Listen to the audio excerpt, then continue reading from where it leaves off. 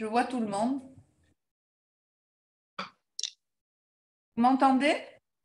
Euh, Oui, oui, Jackie. Oui, c'est je un n'ai petit peu pas, enregistré, alors, je n'ai pas coupé. je vais couper. Comment c'est, Vanessa? C'est tout bon.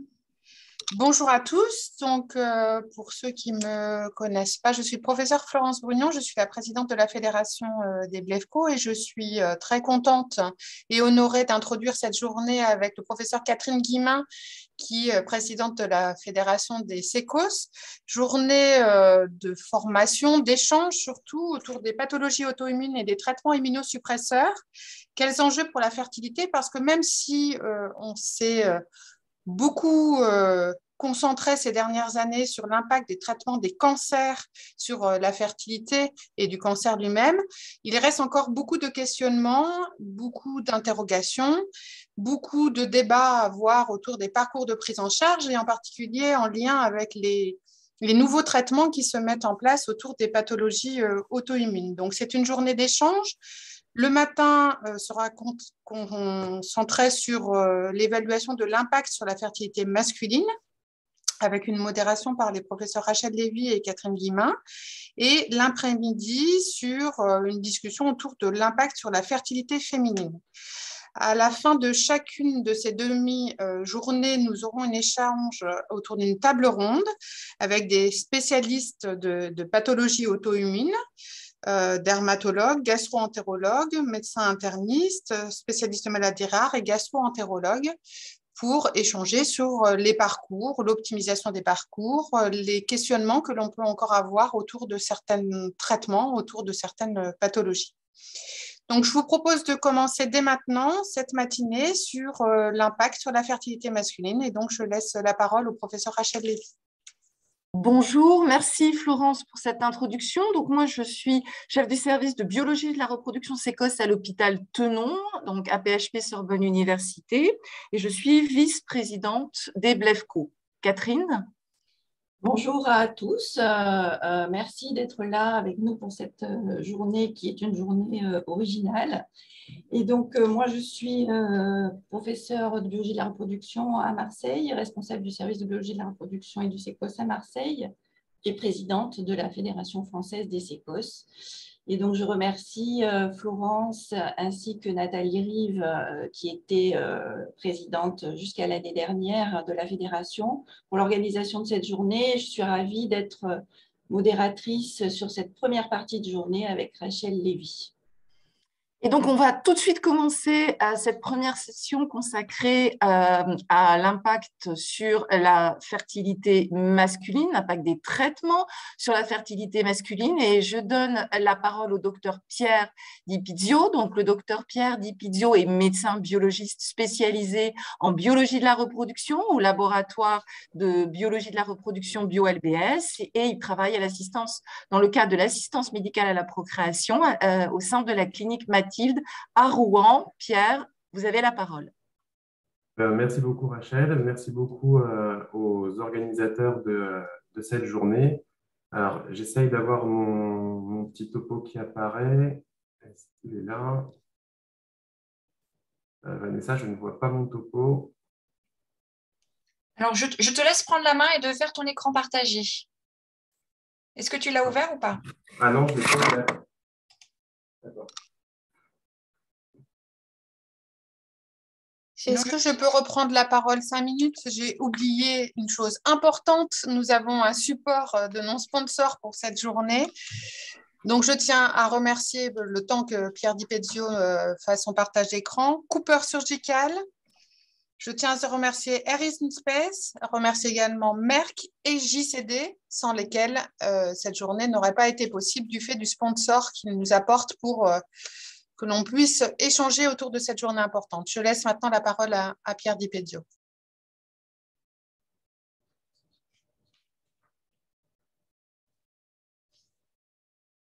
Si besoin, Pierre, moi je suis prête si tu veux que je le partage.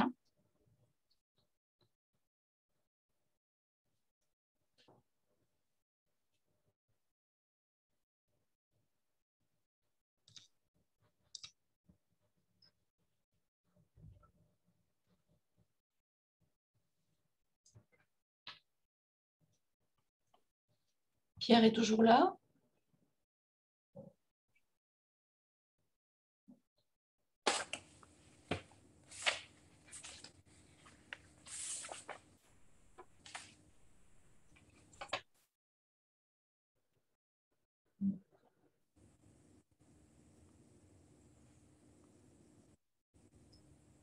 Il a été déconnecté, Vanessa, Pierre ou... Non, non, il est bien connecté, mais je ne le vois plus à la caméra. Eh oui. Enfin, il est... ouais. S'il y a un problème, vous voulez qu'on bascule sur le deuxième orateur s'il est prêt? Ça vous pose souci ou pas? Florence, réactive le micro, s'il te plaît. Oui, Et que pendant ce temps-là, Vanessa, tu puisses régler le problème avec Pierre? Oui, je vois avec Pierre, oui. Ça vous embête pas? Sandrine, est-ce que tu es prête? Prête? Oui, je suis prête, il n'y a pas de problème. Est-ce que je te laisse prendre la main aussi sur ton écran? Du coup, je partage mon écran d'emblée. Ok. Je te laisse introduire, présenter Sandrine, du coup. Bon, mais du coup, on enchaîne sur le deuxième topo. Donc, il va nous être présenté par Sandrine Giscard d'Estaing. Sandrine est MCUPH, médecin biologiste au service de biologie de la reproduction et de préservation de la fertilité du CHU de Lyon. Elle est responsable au sein du CECOS de Lyon de l'activité de préservation de la fertilité masculine. Et elle fait partie également de l'Université de Lyon avec une thématique de recherche centrée sur la spermatogénèse in vitro, la préservation de la fertilité masculine et le time-lapse. Sandrine, tu as la parole. Merci. Alors, est-ce que vous m'entendez? Oui. Oui. C'est bon, vous Tout voyez est parfait. aussi... Sandrine, Vous voyez... on voit tout, on t'entend, tout est parfait. Bon, et la connexion pour le moment est bonne, donc c'est parfait. Allons-y. Alors, tout d'abord, merci beaucoup de m'avoir proposé de participer à cette journée, un peu une première, associant BLEFCO et SECOS. Ce n'est pas la première fois que le BLEFCO et le SECOS s'associent, mais qu'on aborde cette thématique sur les pathologies auto-immunes et sur les traitements immunosuppresseurs. Alors, on m'a proposé de parler et d'intervenir sur les techniques de la préservation de la fertilité masculine, alors qui sont bien connues. Je n'ai pas voulu vous faire quelque chose de trop général, mais plutôt une mise à jour en fonction des évolutions aussi possibles. Donc, j'espère que ça répondra à votre attente. Alors, j'arrive à passer une diapositive, excusez-moi. Pour passer à la suivante. Voilà. Alors, un petit rappel quand même historique rapide sur le développement en fait, de ces techniques de préservation, de congélation.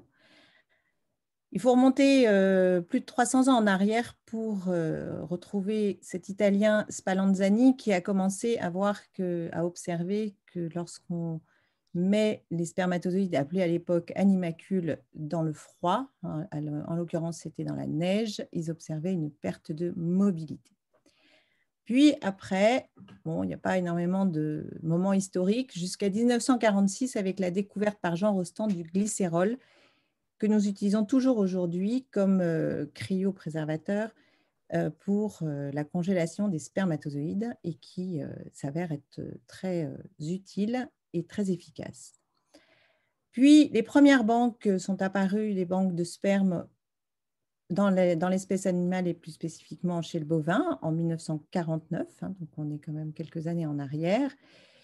Et il a fallu attendre 1953 pour obtenir la première naissance par insémination à partir du sperme congelé qui avait été congelé dans la neige carbonique, puisque l'azote liquide a pu être utilisé et découvert en 1964 simplement.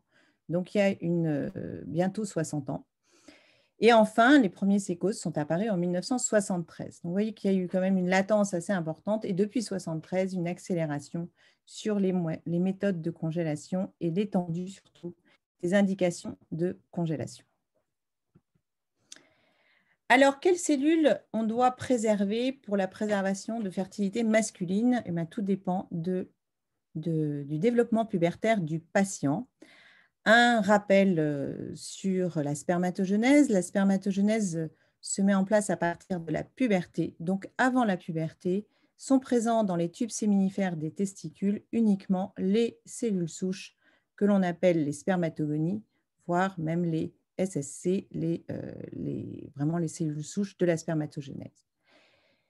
Et c'est seulement à partir de la puberté, je ne dis pas que c'est à partir d'un certain âge, parce que cet âge peut varier selon les patients. Eh bien, à partir de la puberté, à partir de la mise en place du contrôle hypothalamo-hypophysaire sur le testicule, à ce moment-là, la spermatogenèse se met en place et on va pouvoir retrouver dans l'éjaculat, ou en tout cas au moins déjà dans la lumière des tubes séminifères, la présence de spermatozoïdes. Donc forcément, on va pouvoir proposer la congélation des spermatozoïdes à partir de cette puberté aux patients. Et avant la puberté, on va voir qu'on peut proposer la conservation de cellules souches, même si leur utilisation pour le moment est expérimentale dans l'espèce humaine.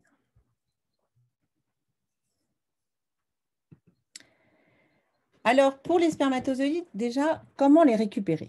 Donc, à partir du moment où le patient est pubère, on peut proposer, dans un premier temps, un recueil de spermatozoïdes et donc on va récupérer ce sperme éjaculé en précisant bien quand même au patient les conditions à respecter pour optimiser les caractéristiques spermatiques.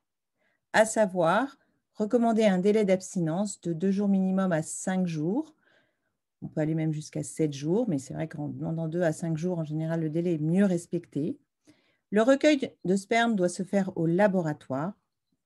C'est une recommandation en France. Dans certains pays, ils autorisent les prélèvements en dehors du laboratoire, mais pour une question d'identitovigilance, ce recueil doit être fait au laboratoire pour une conservation.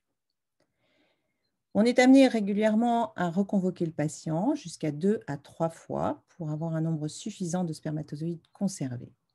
Et comment va se faire ce recueil? Bien, dans 90%, le patient va pouvoir réaliser ce recueil de sperme par masturbation pour obtenir une éjaculation. Mais dans certains cas, on a des échecs de recueil, soit liés à une anorgasmie, soit une anéjaculation, soit des conditions physiques qui sont altérées. Et on peut proposer, même si en France, ce n'est pas proposé si largement, soit un recueil par électroéjaculation, mais qui nécessite une anesthésie générale. Donc, c'est difficile de mettre en place cette méthode. Et il faut aussi qu'on soit équipé pour pouvoir proposer cette méthode. Il y a peu de centres en France. Il n'y en a que 3 à 4 qui sont en possession de ces outils. Sinon, on peut proposer aussi le vibromassage à l'aide d'un vibromasseur. Mais pareil, ce n'est pas toujours évident, dans les conditions où les patients arrivent, de leur proposer cette méthode de recueil. Donc, dans certains cas, on peut être amené à proposer le recueil de ces spermatozoïdes, la récupération de ces spermatozoïdes en proposant une biopsie testiculaire, mais qui peut être proposée également dans d'autres situations, soit parce qu'on n'a pas de spermatozoïdes dans l'éjaculat, soit parce qu'il y a eu aussi des échecs répétés des recueils et que les conditions justement cliniques ne permettent pas la masturbation. Mais bien évidemment, si on s'apprête à proposer une biopsie testiculaire, ceci va impliquer un acte chirurgical, donc faire intervenir plusieurs personnes, comme un anesthésiste et un chirurgien. Et donc, en fonction du délai dont on dispose avant la mise en place du traitement, cette biopsie est réalisable ou pas, et on doit se reposer la question en fonction des risques par rapport au traitement proposé. Alors, comment peut-on congeler ces spermatozoïdes? Alors, il y a 2 méthodes, mais la méthode la plus usitée et qui est générale aujourd'hui, c'est la congélation lente, qui est bien connue. Comment fait-on pour congeler ces spermatozoïdes à partir de cette congélation lente? Alors tout d'abord, la première question, c'est faut-il préparer le sperme ou pas avant? On peut congeler soit le sperme total, c'est-à-dire les spermatozoïdes qui sont dans le plasma séminal. On le propose lorsque les caractéristiques spermatiques sont dans les normes, donc si on a une normospermie. Et puis, dans certains cas, même si ce n'est pas forcément généralisé dans tous les sécos, il est recommandé, j'ai refait un petit tour de la bibliographie et je vous montrerai un des articles que j'ai retenus, il est proposé de préparer ces spermatozoïdes en les sélectionnant sur un gradient de densité discontinu, ce que vous pouvez observer sur la droite, c'est-à-dire qu'on prépare dans un tube 2 à 3 couches d'un gradient discontinu. Donc, en l'occurrence, ici, vous avez 2 couches, un gradient à 80 et à 40%. Et on va déposer le sperme au-dessus. Et après centrifugation, eh bien, il va y avoir migration des spermatozoïdes dans la dernière fraction, où on aura récupéré un maximum de spermatozoïdes mobiles, les fractions précédentes ayant permis normalement l'immobilisation, l'arrêt des spermatozoïdes immobiles et des autres cellules qui sont parfois présentes également dans l'éjaculat. Ensuite, cette dernière fraction, on lui fait subir un lavage de manière à éliminer les particules qui sont utilisées pour le gradient, qui sont des particules de silice, et ensuite on récupère le culot de centrifugation dans un volume adapté pour la congélation.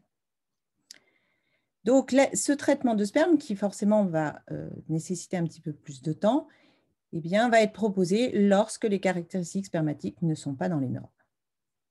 Alors, au niveau de la congélation, on a besoin d'utiliser un cryoprotecteur dont je vous ai parlé précédemment, un cryoprotecteur intracellulaire, le glycérol, qui est toujours utilisé aujourd'hui, qui nécessite une incubation de 5 à 10 minutes selon les protocoles, avec une incubation à température ambiante ou à 37 degrés selon le processus. On peut congeler soit dans des paillettes que vous pouvez observer ici. Ce sont des petites pailles. L'intérêt, c'est que ça ne prend pas trop de place dans les cuves de stockage. Et on peut également congeler dans des cryotubes. Ça se fait moins en France. Pour la congélation lente, on doit faire intervenir un congélateur programmable avec donc un programme préétabli pour une délivrance d'azote qui va permettre une descente en température progressive pour éviter les effets secondaires de cette congélation lente qui provoquent la formation de cristaux qui est limitée par l'utilisation des cryoprotecteurs.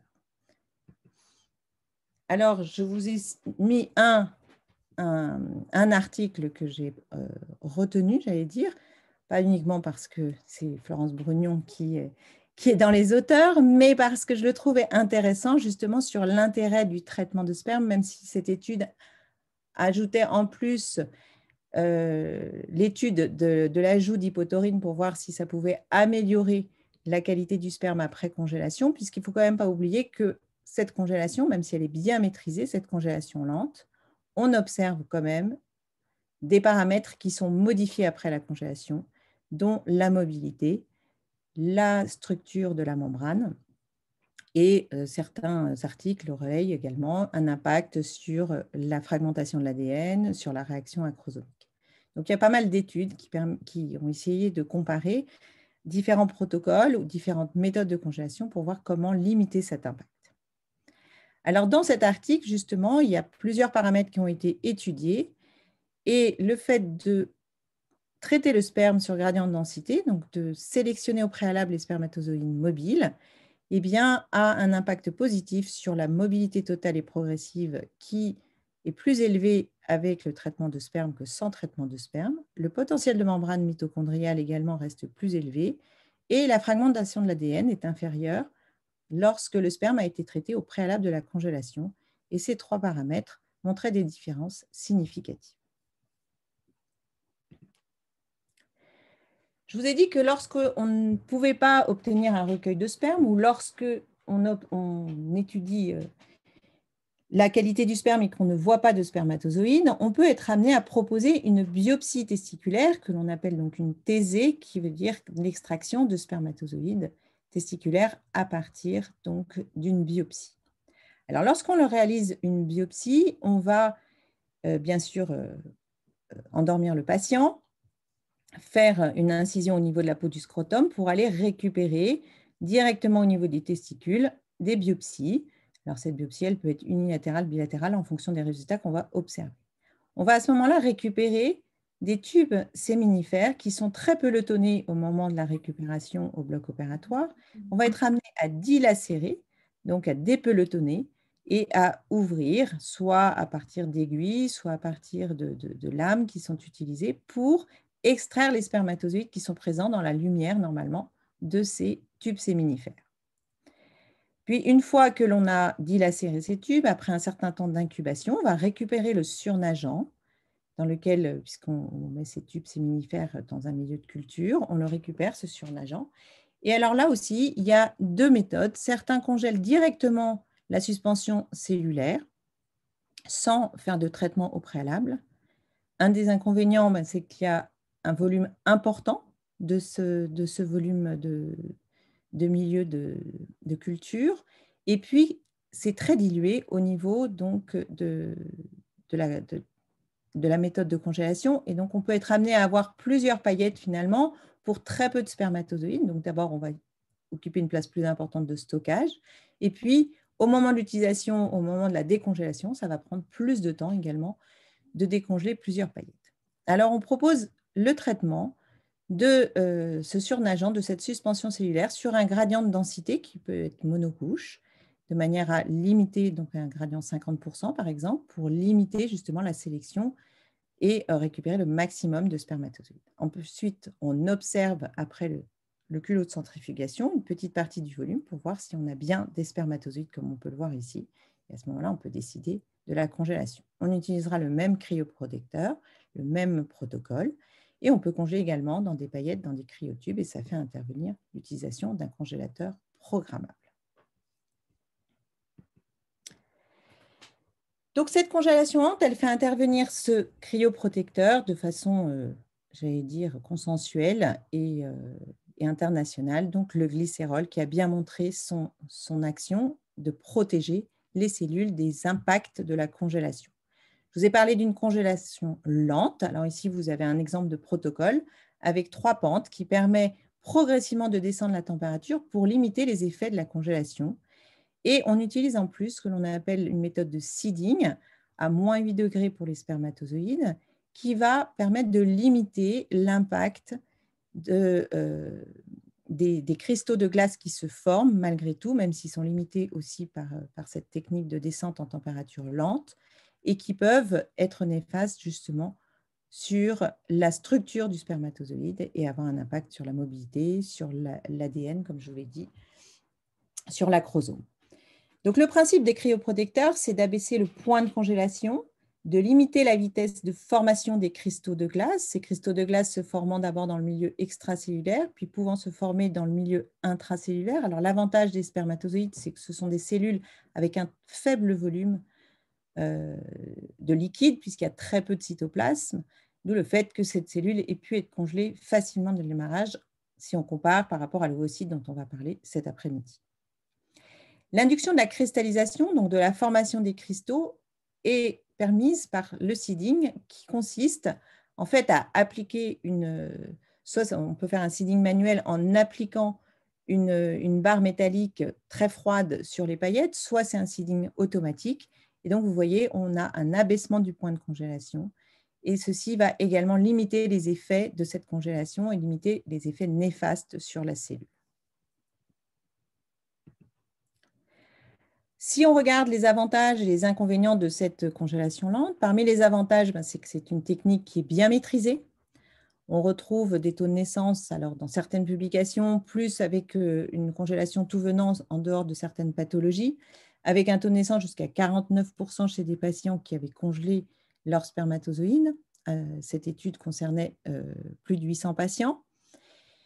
Cette technique permet une stabilité de la conservation dans le temps qui a été prouvée. Il y a plusieurs publications. Il y a une publication qui rapporte un taux de naissance qui reste similaire après 5 ans, 10 ans ou 15 ans d'utilisation. Il y a également, je ne vous l'ai pas cité, une publication qui montre une grossesse obtenue après plus de 28 ans de conservation.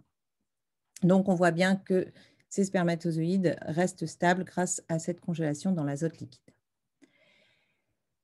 Je vous ai dit, on peut congeler soit le sperme total, soit le sperme traité. Donc, ça peut être un avantage puisqu'on a un choix possible. Et c'est une technique qui est relativement rapide, surtout si on ne traite pas le sperme. Parmi les inconvénients, on l'a vu, il y a un impact sur la mobilité, sur la vitalité, sur la structure des membranes, sur la fragmentation de l'ADN, sur la réaction acrosomique. Mais malgré ces impacts, on l'a vu, ça donne quand même de bons résultats sur les taux de grossesse après en cas d'utilisation. Quand les spermes sont très limites, avec très peu de spermatozoïdes, ça peut rendre cette technique plus limitée. Et c'est là où on va voir que peut-être que la vitrification peut voir le jour dans les années qui viennent. Et enfin, on utilise quand même un congélateur programmable. Donc, on fait intervenir du matériel qui nécessite une maintenance et dont la maintenance doit être bien assurée ainsi que les pièces de rechange qui doivent être toujours fournies par le fabricant. Bref, ce sont des situations qu'on rencontre actuellement, surtout qu'avec l'avènement de la vitrification sur les embryons, il y a un marché moins important sur ces congélateurs et donc ça peut avoir un impact négatif sur cette technique. Est-ce qu'on peut proposer la vitrification pour les spermatozoïdes? Aujourd'hui, ça n'est pas proposé de façon routinière, en particulier pas en France. Dans d'autres pays, oui, ça commence à l'être. En tout cas, il y a pas mal d'études qui commencent à voir le jour. La vitrification, c'est quoi? La vitrification, c'est une technique de congélation ultra rapide avec une baisse de température de plusieurs milliers de degrés par minute. Et on va utiliser des cryoprotecteurs à la fois extracellulaires pour limiter la formation des cristaux extracellulaires, comme le sucrose. On va utiliser des cryoprotecteurs intracellulaires et à haute concentration. Alors, parmi ces cryoprotecteurs, ça sera des cryoprotecteurs différents. Ça peut être du DMSO, ça peut être de l'éthylène glycol, ça peut être du polyvinyl pyrrolidone. Et la vitrification, du fait d'utiliser ces cryoprotecteurs à très haute concentration, va entraîner un état amorphe et donc éviter ce passage de l'état liquide à l'état solide avec la formation des cristaux. En France, un petit rappel, la technique de vitrification pour les embryons comme pour les ovocytes a été permise à partir de 2011. Et on a vu une révolution sur justement la stabilité de conservation des embryons, surtout au stade blastocyste, et la conservation des ovocytes qui jusque-là étaient des cellules qui se congelaient très mal. Le sperme doit être traité. On n'utilise pas de congélateur programmable puisqu'on va être amené à plonger directement le support avec lequel on va travailler et où on mettra les spermatozoïdes avec les cryoprotecteurs. On va les plonger directement dans l'azote liquide. Alors ici, je vous ai mis un exemple où il propose la congélation de spermatozoïdes dans des petites gouttelettes de 25 microlitres et ils vont répéter l'opération plusieurs fois et mettre ces gouttelettes dans des cryotubes. Donc, en soi, la technique est très rapide, mais si on doit le répéter à plusieurs reprises, c'est long. C'est ce qu'on voit d'ailleurs pour les embryons. Quand on congèle un embryon, ça va. Quand on en congèle 10 de suite, c'est un petit peu plus long. Mais ça peut être un avantage, entre autres pour les spermes limites, puisqu'on congélera dans des tout petits volumes les spermatozoïdes qu'on aura pu retrouver. Alors, je vous ai mis ici une revue qui, justement, a comparé la vitrification par rapport à la congélation lente, et qui a fait un état des lieux. Alors, il y a plusieurs études qui ont été comparées, et parmi ces études, j'ai essayé de vous les regrouper en fonction des méthodes utilisées. Il y a eu 5 études qui ont étudié la mobilité avec la technique de la vitrification versus la congélation lente, en utilisant le même milieu de congélation, identique, donc glycérol ou autre, mais en règle générale, c'était le glycérol. On voit que la mobilité était plutôt bien conservée. On a eu la morphologie, l'impact de la morphologie était pas flagrant au niveau de l'avantage de la vitrification par rapport à la congélation lente, alors que la mobilité, vous voyez ici qu'on a une mobilité qui est mieux conservée avec la vitrification. Et quant à la fragmentation de l'ADN, il n'y avait pas un impact majeur de la vitrification par rapport à la congélation lente pour ces 5 études. 10 autres études ont permis de comparer les deux techniques en utilisant un cryoprotecteur intracellulaire pour la congélation lente versus la vitrification sans cryoprotecteur intracellulaire. Et on voit finalement qu'avec la vitrification, la mobilité apporte un meilleur résultat par rapport à la congélation lente. Pour la morphologie, ce n'est pas flagrant. Après, toutes les études n'ont pas étudié le paramètre de la morphologie. Et enfin, pareil, pour la fragmentation de l'ADN, c'est difficile de tirer des conclusions puisque peu d'études l'ont étudié et donc les résultats sont globalement comparables. Donc, il semblerait quand même que sur la mobilité, on ait un avantage donc, de cette vitrification par rapport à la congélation lente. Alors, peut-être un avenir, peut-être une technique qui va se développer davantage dans les années qui vont venir. Les avantages de la vitrification sont donc la limitation des cristaux de glace en intracellulaire. Est-ce que cette conservation sera stable dans le temps? J'allais dire, on n'a pas le recul nécessaire pour répondre à cette question.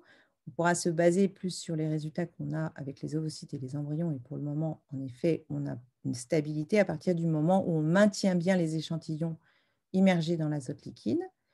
Ça peut permettre de congeler des spermes très limites dans leurs caractéristiques avec très peu de spermatozoïdes. Et on n'a pas besoin d'un congélateur programmable. Les inconvénients, c'est non utilisé en routine, donc on ne connaît pas bien l'impact sur les différents paramètres cités précédemment. On va congeler un faible nombre de spermatozoïdes en même temps, donc ça peut être un inconvénient, sauf si cette technique se développe et qu'on arrive à mettre en évidence d'autres moyens d'en congeler plus en même temps. La concentration en cryoprotecteur est très élevée, donc peut être toxique. Et le stockage, comme le transport, peuvent être plus compliqués. Actuellement, on peut transporter facilement les spermatozoïdes congelés avec la congélation lente dans la vapeur d'azote pour un temps bien défini. Est-ce que pour la vitrification, ce sera possible? On n'a pas encore la réponse. Donc, tout ceci concernait la possibilité de congeler des spermatozoïdes, c'est-à-dire concerne des patients qui sont pubères à qui on est amené à proposer cette préservation de fertilité en fonction des traitements proposés et des risques de ces traitements sur la fertilité. Qu'en est-il des patients impubères? On peut proposer la congélation de cellules souches et comme je vous l'ai dit, l'utilisation reste encore expérimentale. La conservation de cellules souches va nécessiter de réaliser une biopsie testiculaire, uni ou bilatérale, en prélevant entre un quart et un tiers du volume testiculaire. On peut soit récupérer une suspension cellulaire de cellules souches, ou bien récupérer directement des fragments de tissu testiculaire prépubère.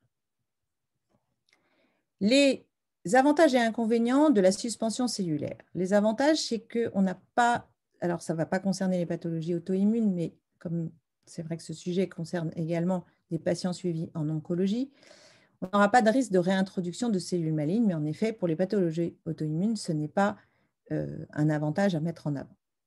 Parmi les limites, c'est peu pratiqué chez l'homme, il y a une seule équipe dans le monde qui le fait actuellement. Le nombre de cellules conservées reste limité. Ça nécessite une digestion enzymatique, une extraction mécanique, donc on intervient au niveau de la structure, et on n'aura pas la possibilité, pour la restauration de la fertilité, de réaliser des greffes. En ce qui concerne le tissu testiculaire prépubère congelé sous forme de fragments, ses avantages, c'est qu'on va maintenir la structure des tubes, des cordons séminifères à ce stade. On ne va pas faire intervenir une digestion enzymatique, on ne va pas réaliser une extraction mécanique, donc vraiment, on va protéger la structure cellulaire. Il y a une possibilité de greffe et une possibilité d'extraction de cellules secondairement. Les limites, c'est l'hétérogénéité liée à la taille des fragments, qui rend d'ailleurs la congélation délicate, puisqu'on a des fragments d'une certaine taille, même si on la limite, et il faut que les cryoprotecteurs diffusent de façon homogène et qu'on altère le moins possible les cellules au cours de la congélation. Et puis, en cas de pathologie maligne, c'est pareil. Ça ne concerne pas les pathologies auto-immunes, mais il y a un risque de réintroduction de cellules malignes qui pourraient être présentes au niveau de ces fragments tissulaires. Alors, comment congeler soit cette suspension cellulaire, soit le tissu testiculaire? Eh bien, la congélation lente comme la vitrification sont actuellement testés. Alors, il y a plusieurs articles aujourd'hui qui font une revue de tout ce qui est possible, puisque cette proposition de conservation de ce tissu prépubère est proposée depuis 10-15 ans, mais pas tellement plus, voire peut-être certains pays ont commencé un petit peu avant. Toutes les équipes ne le proposent pas. Et c'est vrai que si on regarde ce schéma décisionnel, donc lorsque l'on propose cette préservation de fertilité, si on peut congeler les spermatozoïdes, on l'a vu précédemment, on connaît et on sait, on maîtrise.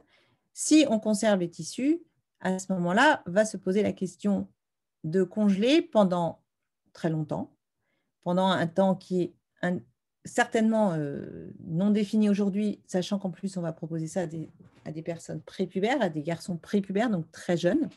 Et est-ce que les tissus ou ces cellules qui vont être conservées vont pouvoir se maintenir dans le temps. Donc, ça reste quand même une question importante à trancher et à vérifier. Et on va voir qu'il y a déjà quelques résultats qui sont observés dans l'espèce animale.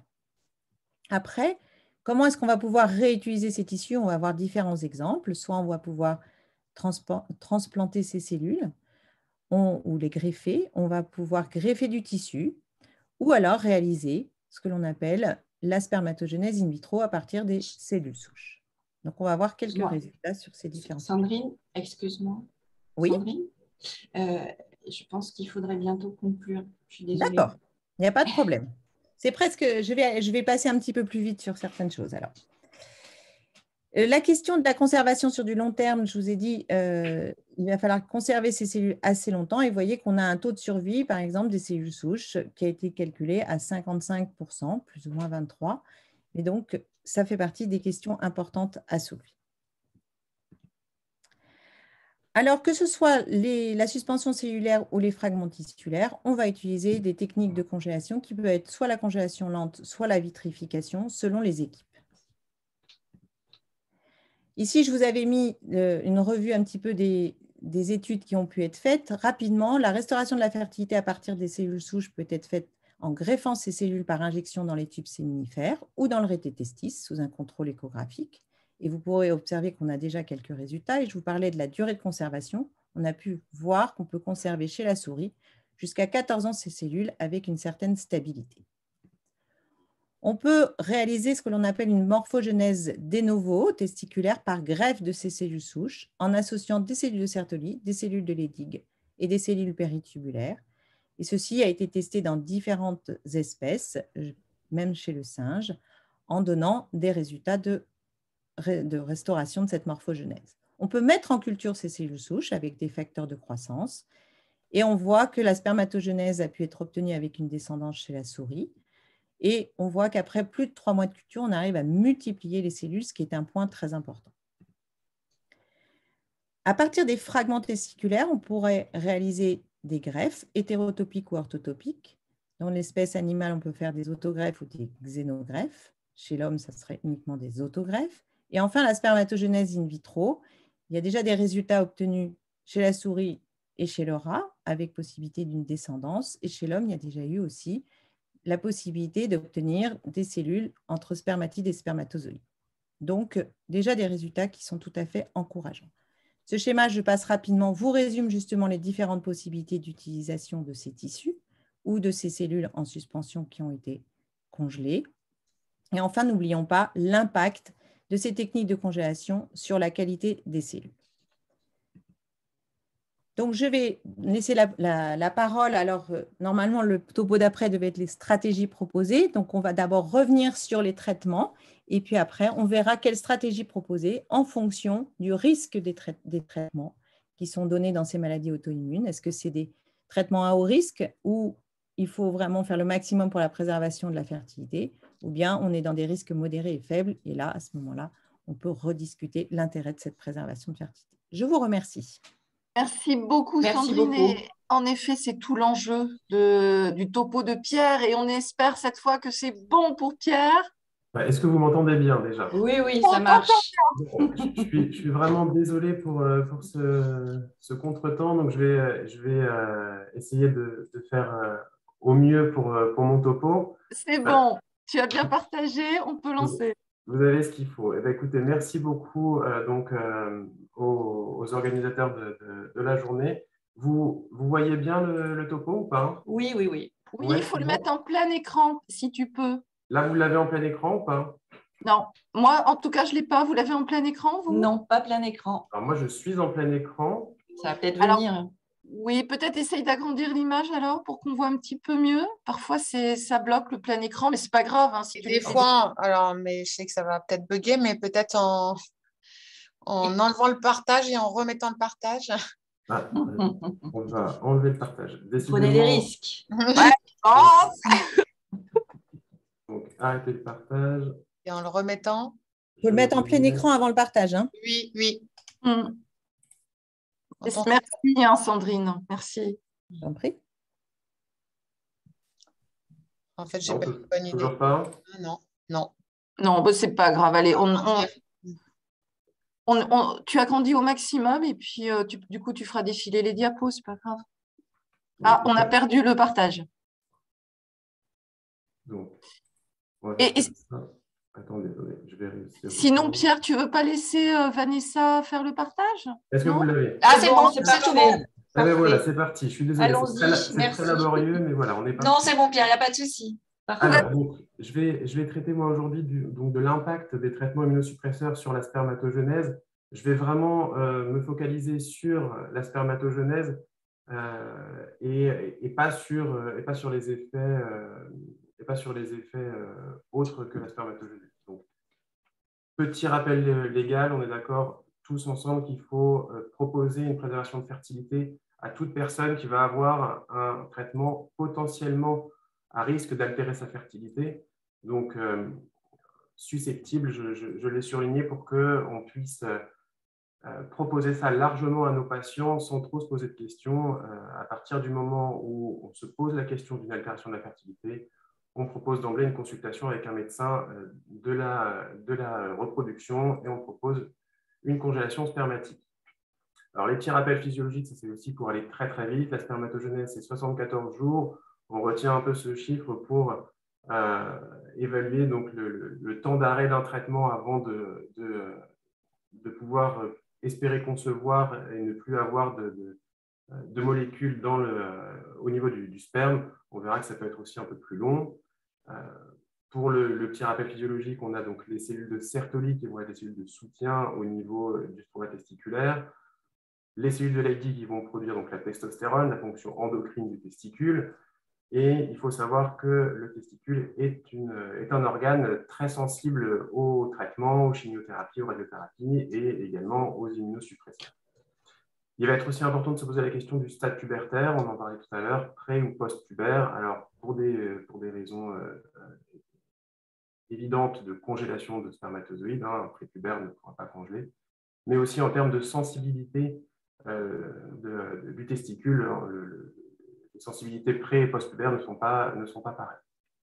Alors, les indications de congélation en dehors du champ du cancer, elles sont en constante augmentation depuis de nombreuses années.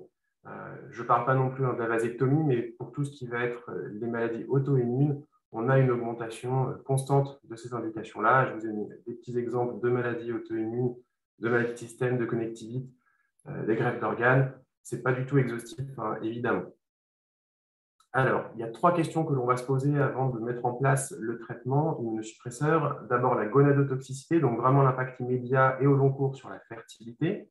La génotoxicité, l'impact sur l'ADN des gamètes et donc le risque pour le conceptus. Et la tératogénicité, l'impact sur le fœtus qui est exposé pendant la grossesse. Alors, pour la gonadotoxicité, il va falloir qu'on se pose plusieurs questions. Le délai d'apparition d'anomalies spermatiques, est-ce que c'est immédiat, est-ce que c'est retardé? La réversibilité de ces anomalies spermatiques, est-ce qu'à l'arrêt du traitement, on retrouve une spermatogenèse normale ou subnormale? Ce délai de restauration des paramètres spermatiques, est-ce qu'il est long, est-ce qu'il est court? L'effet cocktail des différentes thérapeutiques, les doses cumulées et encore une fois l'âge pré- ou post-pubère. Il faut savoir que dans les études, il est montré une grande variabilité inter- et intra-individuelle. On parlera toujours de pourcentage de risque d'azospermie ou d'altération des paramètres spermatiques parce qu'il y a une très grande variabilité entre les individus. Alors, la génotoxicité, c'est donc les effets sur l'ADN. Donc, il y a plusieurs effets, clastogène, mutagène, anogène. Tout ça, je ne reviens pas forcément dessus. Les effets génotoxiques, ils sont probablement plus longs, puisqu'on peut avoir des altérations spermatiques 12 à 24 mois après l'arrêt d'un traitement, voire même parfois plus longtemps. Donc, bien avoir en tête que la génotoxicité, c'est un impact qui est très, très long dans la grande majorité des cas. La tératogénicité, donc ça, c'est un petit peu plus discuté sur le sperme, puisqu'on on se pose la question du passage dans le plasma séminal des molécules. C'est beaucoup plus difficile à étudier. Le dosage dans le plasma séminal est moins évident. Les études de pharmacodynamie sont elles aussi plus difficiles à mener. Donc, il y a certaines études de sécurité de médicaments qui sont faites et qui recherchent des dosages dans le plasma séminal. et c'est souvent fait chez l'animal. Alors, la stratification du risque, Sandrine en a parlé un petit peu, donc le risque faible, intermédiaire et important. Moi, je vais axer vraiment tout ça sur la spermatogenèse. Je ne vais pas parler de risque faible, intermédiaire, important sur la fertilité, mais vraiment juste sur la spermatogenèse. C'est comme ça, vous allez voir que je vais classer les molécules. Et de cette stratification dépendra la stratégie de la préservation de fertilité, donc sur le topo suivant. On va commencer par les molécules à risque faible. Donc, je parle rapidement de la corticothérapie, qui est finalement l'immunosuppresseur le plus utilisé. Il faut savoir qu'à très forte dose et au long cours, ce sont des corticostéroïdes donc, qui vont potentiellement avoir un impact sur les taux sériques de testostérone. Je dis bien potentiellement, la littérature n'est pas forcément unanime sur ces effets-là, puisque derrière, en fait, on a un effet sur potentiellement les taux hormonaux, mais pas forcément sur la fertilité des patients qui sont sous corticothérapie. La littérature est finalement assez étayée, même si elle n'est pas unanime. Les anti-inflammatoires non stéroïdiens, je pense notamment à l'aspirine, qui, dans l'étude de Martinetta en 2003, avait montré qu'à de fortes doses, on pouvait avoir un effet sur la mobilité. Pour être vraiment complet, on voit la différence, 39% de progressifs dans le groupe ayant des fortes doses d'aspirine, 49% dans le groupe contrôle. On voit bien qu'il n'y a pas d'altération majeure et surtout pas de diminution entraînant une baisse de la fertilité de ces patients.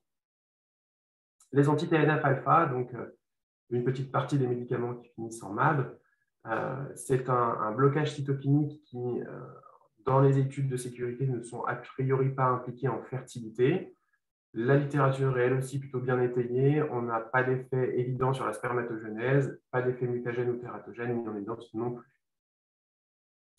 L'abatacept, l'anakinra, donc Orencia Kineret, qui sont des molécules qui sont utilisées notamment en rhumatologie. On a très peu de données, la littérature est vraiment très pauvre.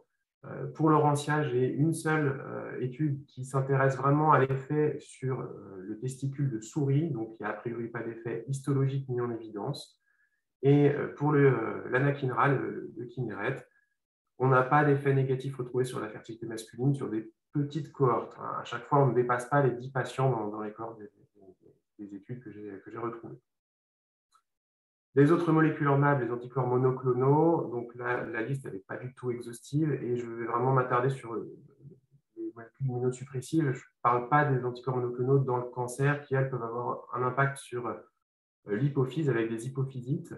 Là, celle que je vous ai mis ici, on a des données qui sont globalement insuffisantes et c'est ça, il faut être assez humble là-dessus, on a très peu de données. La seule chose, c'est physiopathologiquement, les mécanismes d'action sont peu en faveur d'effets négatifs sur la spermatogenèse. Encore une fois, on a une littérature qui ne montre pas d'effet sur la spermatogenèse. C'est plutôt rassurant. Le glatiramère, le Copaxone, qui peut être utilisé dans la sclérose en plaques, c'est un polymère qui réprime la réponse inflammatoire des lymphocytes T. Pareil, on a très peu de données chez l'homme. On n'a pas d'effet rapporté sur la spermatogenèse. On a une équipe italienne qui a évalué ça sur 5 ans, donc pas d'effet chez les patients qui prenaient le Copaxone pendant 5 ans, et une équipe chinoise, pareil, qui ne retrouvait pas d'effet sur la spermatogenèse. Les interférons bêta, le Rebif et l'Avonex, également pour la sclérose en plaques, c'est une glycoprotéine modulatrice avec des effets très méconnus, une littérature très pauvre également, et pas d'effet rapporté sur la spermatogenèse. Toujours cette même équipe italienne, une deuxième équipe italienne qui se sont intéressées à l'interféron bêta et à la fertilité masculine et féminine, pas d'effet a priori sur la conception chez ces couples-là. Ensuite, encore pour la dernière molécule à risque faible, les inhibiteurs de calcinurine, vous allez voir qu'il y en a un deuxième, donc ça c'est le tacrolimus, le prographe, donc dans les greffes d'organes, un inhibiteur de l'interleukine 2, il n'a pas été retrouvé d'effet sur la spermatogenèse chez l'homme, donc on a simplement retrouvé à des doses très élevées, donc suprathérapeutiques chez l'homme, des effets sur la concentration de la mobilité spermatique chez le rat et la souris. On a priori une augmentation des fausses couches chez le rat. Alors attention, chez le rat femelle, à des doses très élevées, et pas d'effet tératogène si les doses qui sont utilisées donc chez l'homme inférieures à 0,1 mg kg jour.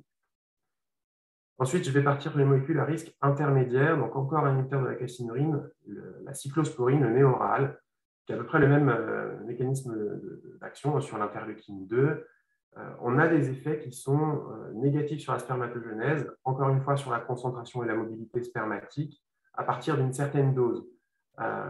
Ça, c'est une étude, c'est une revue de la littérature de Drobny et al. En 2017 qui montrait qu'au-dessus de 2 mg kg jour, on pouvait avoir un impact négatif sur la spermatogenèse, mais il ne démontrait pas une baisse de la fertilité masculine. Il y avait des taux de grossesse qui étaient tout à fait comparables à la population générale. Et certaines études un petit peu plus anciennes, quand Arcy et al. En 2004, avaient retrouvé des effets comparatifs sur les taux sériques de testostérone, avec une diminution de cette testostérone. Ensuite, les inhibiteurs mTOR, donc de la protéine mTOR, qui vont avoir un impact assez important, puisque c'est une molécule qui va être un point de contrôle enzymatique de la synthèse protéique. Ce sont des traitements qui sont mis au long cours, et qui peuvent, alors attention, par diminution des taux de testostérone, dans un second temps par rétrocontrôle négatif, augmenter les taux de gonadotrophine sérique, de FSH et de LH. Attention, c'est chez le rat, ces études-là, et elles étaient réversibles à l'arrêt du traitement chez le rat. On a une altération globale des paramètres spermatiques chez le rat. Chez l'humain, étant donné que c'est un traitement au long cours qui est difficile d'arrêter, il semble assez pertinent de proposer une préservation de la fertilité. Ça, on en parlera dans un autre tour. L'azatioprine et les métabolites qui en découlent, le cis-mercaptopurine, l'imurel et le purinétol. On a une littérature qui est assez fournie. On n'a pas d'effet connu sur la fertilité masculine, y compris sur l'exposition au long cours, pas d'effet tératogène, mais un effet mutagène. Et c'est en ça qu'on proposera une préservation de fertilité. La sulfasalazine et la mésalazine, le 5-ASA, donc utilisé plutôt en gastroentérologie sur les myquines, donc c'est une action anti-inflammatoire essentiellement locale avec la diminution de production d'acide arachidonique. On a une altération de la spermatogenèse dont les mécanismes sont très peu connus. Encore une fois, c'est une étude chez le rat, qui serait a priori en lien avec un métabolite, qui serait la sulfapyridine, qui peut donc être évité en prescrivant de la mésalazine, qui, elle, limite les altérations spermatiques chez l'animal. La réversibilité des altérations spermatiques est d'environ 3 mois d'un cycle de spermatogenèse à l'arrêt des traitements. Attention, c'est une étude assez ancienne de 1981. Le mycophénolate mofétyl, le CELCEP, qu'on connaît bien, un inhibiteur de la synthèse des purines. On n'a pas d'études sur le CELCEP seul utilisé et ses effets sur la spermatogenèse. On n'a a priori pas d'effet majeur.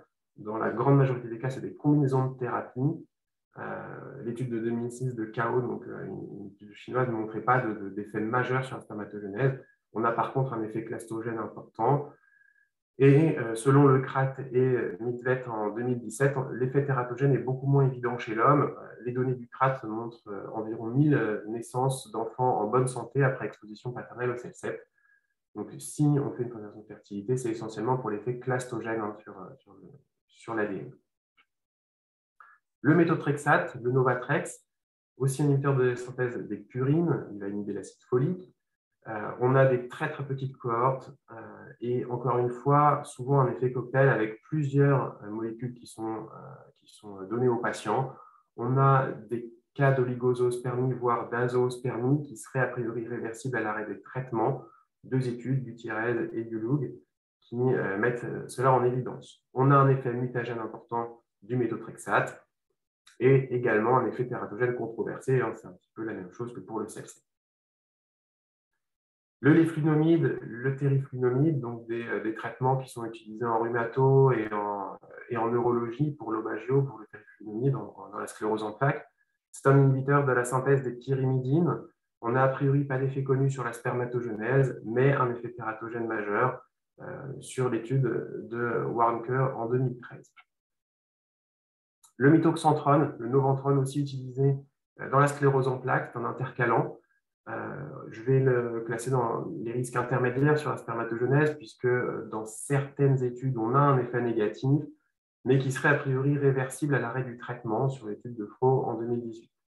On a un effet anogène qui est assez important. On a une étude de 2003, donc, qui date un petit peu, qui montre des cas d'anomalies chromosomiques chez les fœtus issus d'une fécondation avec une position paternelle au noventrone. Donc, à faire attention à cet effet anogène sur le spermatozoïde.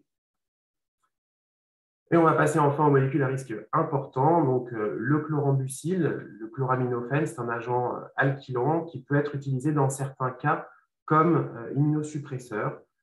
Il va avoir un effet sur la concentration spermatique, voire une azoospermie. Alors, il a été montré dans une très vieille étude que cette azoospermie, elle pouvait potentiellement être réversible. Attention, 3 ans et demi après l'arrêt du traitement. Donc ça, c'est chez Yakov et al. C'était en 73, donc vous voyez que ça commence un peu à dater. Et dans l'étude de Lambertini et al., qui est plutôt axée sur la cancérologie, on voit une azoospermie définitive au-delà de 1,4 g par mètre carré. Donc, a priori, des doses qui ne sont pas celles de son effet immunosuppresseur, mais plutôt vraiment à but chimiothérapie.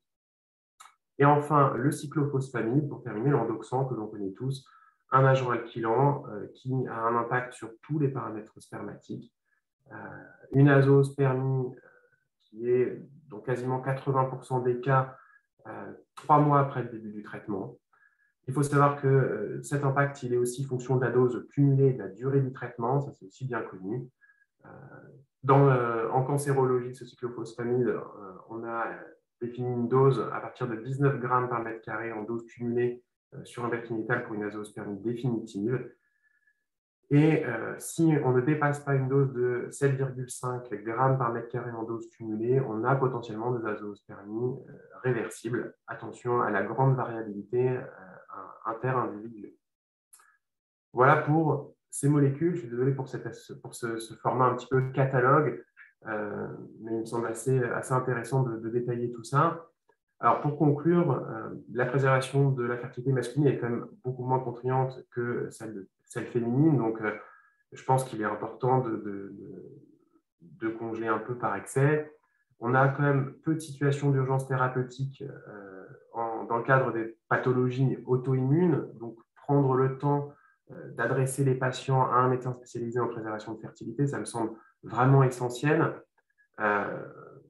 Au pire des cas, on aura fait perdre un petit peu de temps aux patients avec la consultation. Au mieux, on aura préservé sa fertilité. Je crois qu'il n'y a pas débat. Il faut nous envoyer les patients. C'est très, très important.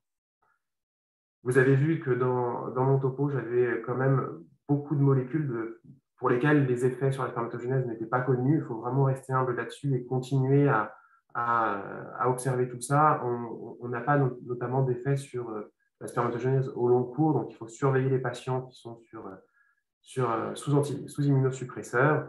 Il faut penser aussi aux autres effets que ceux purement spermatiques. J'en ai pas parlé, mais on a certains anticorps monoclonaux, notamment en cancérologie, qui peuvent donner par exemple des hypophysites avec donc des perturbations endocriniennes et donc avoir un impact aussi sur la spermatogenèse. Et il ne faut pas oublier les effets mutagènes, les effets tératogènes des molécules prescrites. Ce qui va être important aussi dans la préservation de fertilité, c'est la planification du projet parental. On a vu que pour certains traitements, il était difficile d'avoir une fenêtre thérapeutique. L'arrêt du traitement va être quasiment impossible dans certains cas. Donc, congeler, pas forcément pour préserver la fertilité et l'impact de la spermatogenèse, mais plutôt pour planifier le projet parental des patients jeunes qui seraient sans enfants et qui auraient un projet parental à plus ou moins court, moyen terme. Donc, important de congeler pour ces patients. Moi, je serais assez favorable pour proposer un spermogramme de contrôle dans les 12 mois qui suivent l'arrêt d'un traitement. C'est valable en cancérologie. Je pense que ça peut tout à fait être valable pour les pathologies auto-immunes. C'est bien de faire le point. C'est aussi bien de revoir les patients après l'arrêt du traitement. Ça permet d'avoir des explications à donner aux patients sur sa fertilité. C'est, je pense, c'est un enjeu majeur pour nos patients. Le plan fertilité nationale va plutôt dans ce sens-là. Donc, je suis assez favorable pour revoir les patients à l'arrêt du traitement. Et puis, encore une fois, privilégier la congélation par excès. Je sais que nos cuves sont très, très remplies de paillettes de sperme et que la réutilisation derrière est finalement assez faible. Mais je pense que congeler par excès, ce n'est pas quelque chose de négatif. Voilà pour ma présentation. Je vous remercie pour votre attention. Merci infiniment. Mais ce topo souligne bien l'importance de l'interaction entre cliniciens et biologistes. Et c'est vraiment essentiel pour nous d'avoir ce dialogue en permanence pour proposer le traitement le plus adapté. Alors, si je ne me trompe pas, il y a une pause qui maintenant était prévue et nous nous donnons rendez-vous. Vanessa, c'est vous le maître du temps. Est-ce que du coup, on reprend comme convenu? Alors oui, puisqu'a priori, je vois qu'il n'y a pas de questions déjà pour cette première partie sur le chat. Donc, on reprend pour 11h05. 11h05, n'hésitez pas, comme Catherine l'a dit, à vous envoyer un message, à faire remonter sur le chat toutes vos questions. C'est vraiment important et on se donne rendez-vous donc à 11h05. À tout à l'heure. Merci beaucoup pour ces topos et merci à tous. À tout à l'heure.